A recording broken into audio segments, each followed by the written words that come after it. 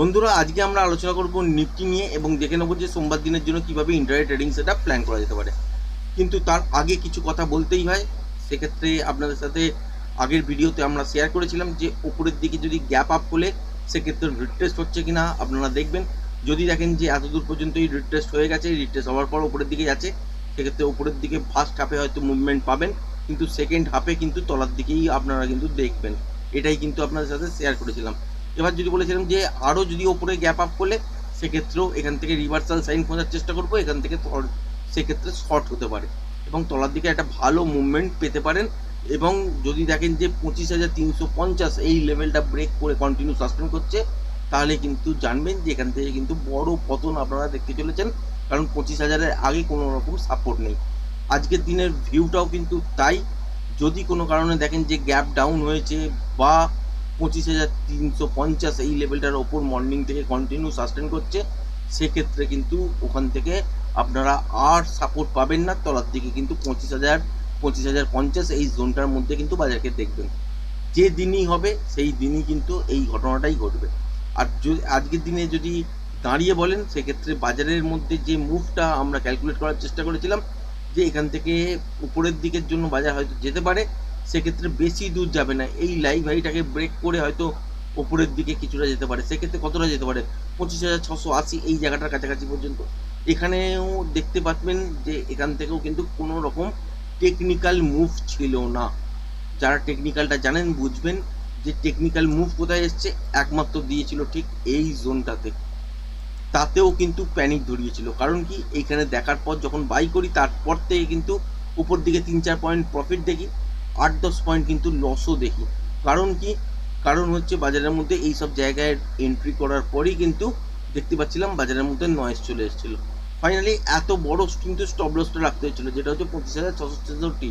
এই যে সুইং লোটা দেখতে পাচ্ছেন, এই এত দূর পর্যন্তই আমাকে কিন্তু স্টপ লস রাখতে হয়েছিল। সেখানে কিন্তু দাঁড়িয়ে অনেকটা বড়ই স্টপ লস ছিল, তা সত্ত্বেও এখানে কিন্তু রেখেছিলাম।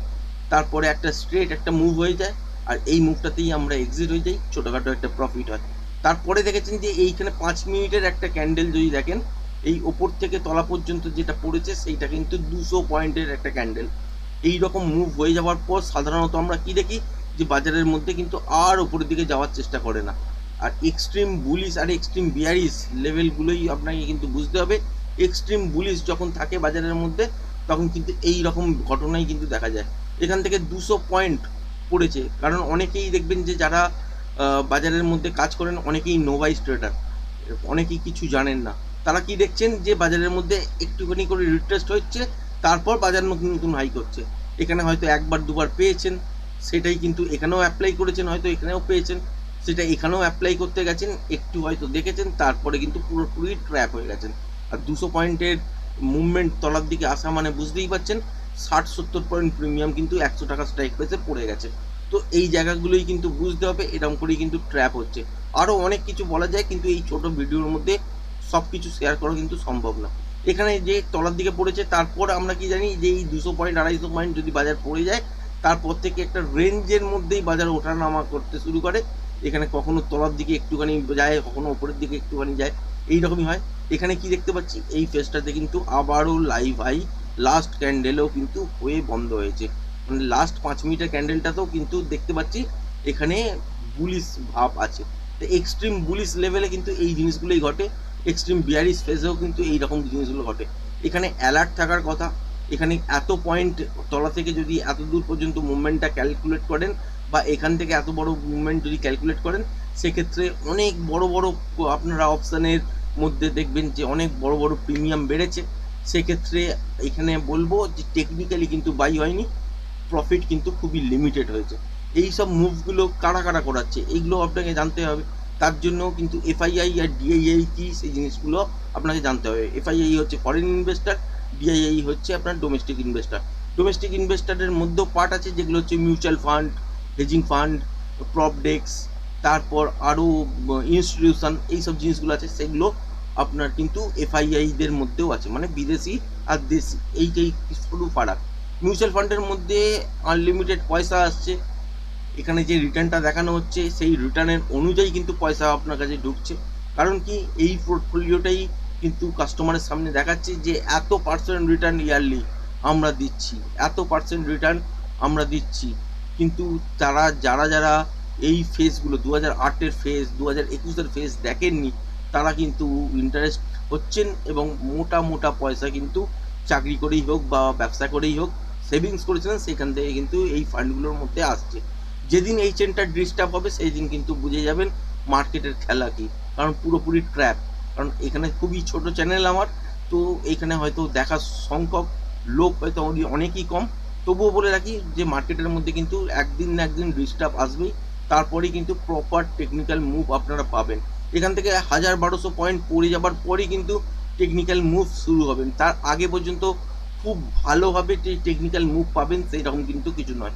এখানে আগের দিন যেটা আপনাদের সাথে শেয়ার করেছিলাম যে এই জোনটার কাছাকাছি থেকে বাজার পড়তে পারে, কিন্তু আলটিমেট কি হলো, পড়াটা তো দূরের কথা, নতুন নতুন হাই তৈরি করতে শুরু করলো। আর এখানে কিন্তু বুঝে যাওয়া গেল যে এখান থেকে বাজার আর পড়তে চাইছে না। আলটিমেট এখানে একটা মুভমেন্টাম ছোট একটা পাওয়া গেল, আর তারপরেই দেখতে পেয়েছেন যে এখান থেকে একটা তলার দিকে বিশাল বড় একটা ফল হলো, আর সেই ফলটাকেও কিন্তু ওভারকাম করে গেল লাস্ট কিছু ঘন্টার মধ্যে। মানে 1:45 থেকে যদি দেখেন যে 3:30 পর্যন্ত এখানে কিন্তু ওভারকাম করে বেরিয়ে গেল। আর এই মুভগুলোই কিন্তু আনএক্সপেক্টেড মুভ। এগুলো টেকনিক্যালের ভাষায় যারা বোঝেন তো বোঝেন, যারা বোঝেন না তাদের সঙ্গে কিছু বলার নেই, তারা শেখার চেষ্টা করুন।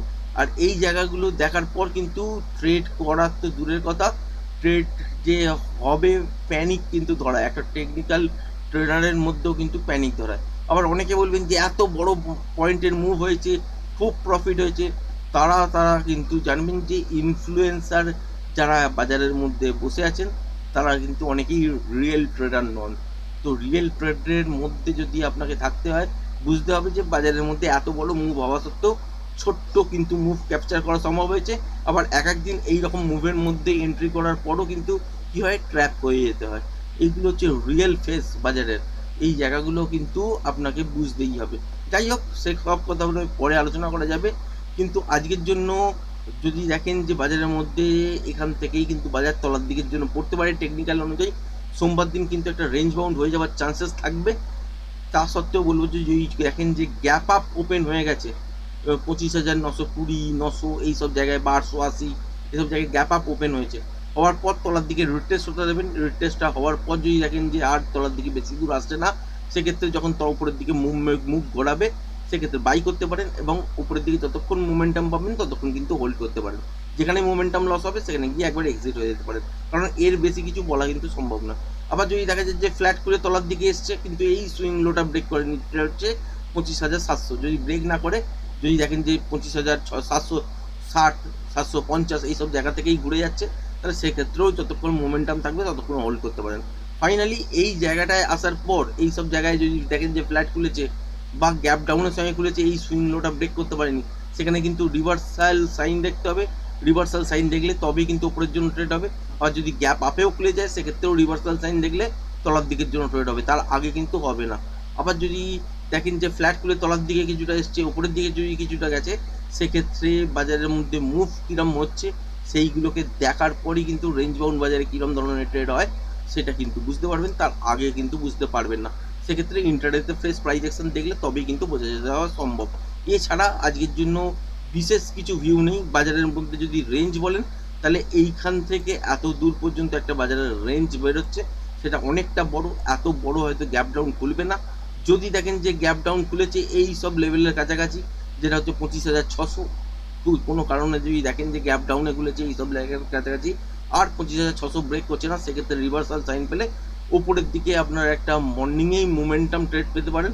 আর মনে রাখবেন, রেঞ্জ বাউন্ড বাজার যখনই হবে বা এই রকম যে ফেজটা চলছে এই ফেজের মধ্যে আপনাকে কিন্তু বাজারের মধ্যে ট্রেড করার নিয়মই হচ্ছে মর্নিংয়ে। যদি মর্নিংয়ের দিকে সেটা পেয়ে যান সেক্ষেত্রে ট্রেড করুন, পয়সা পাবেন। আর বেলা বাড়ার সাথে সাথে কিন্তু নয়েজ চলে আসবে, আর নয়েজের মধ্যে ট্রেড কিন্তু করতে পারবেন না। এটা হচ্ছে কনক্লিউশন।